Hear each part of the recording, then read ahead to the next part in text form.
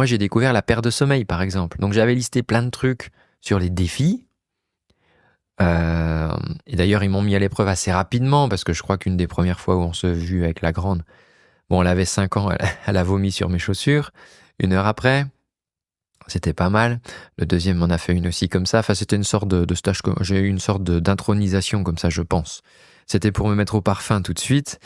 Par contre j'avais hyper mal négligé la perte de sommeil. En tant qu'artiste, j'ai pris l'habitude de me coucher tard et ça n'a jamais été un problème pour moi de me coucher tard, vers, je sais pas, minuit, 1 heure du matin, et de me lever le lendemain matin pour faire ce que j'ai à faire. Ça n'a jamais été un problème. Par contre, les interruptions de sommeil intempestives ou un moment parce qu'il y a un petit vomi ou parce qu'il y a un cauchemar et d'être réveillé comme ça 3-4 fois et donc avoir une sorte de sommeil intermittent alors que tu es en sommeil profond, ça m'a déglingué. Ça c'est, je veux dire, enfin, pendant 1 an, ça a été hyper difficile.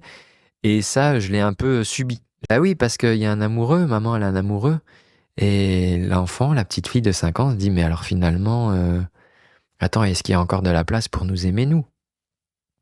Pareil, dans le fait d'aimer les parents, j'ai eu cette discussion plusieurs fois avec eux, de dire que c'est pas parce qu'ils aimaient. En fait, le fait de m'aimer, par exemple, ne les empêchait plus d'aimer leur papa, et inversement. C'était pas un truc soustractif. On parlera des jeux finis et des jeux infinis, peut-être dans un autre podcast. Donc voilà, ces préoccupations, je pense que c'est important. Offrir un espace de confidence différent de celui des parents biologiques, ça c'est un des super pouvoirs du joli papa.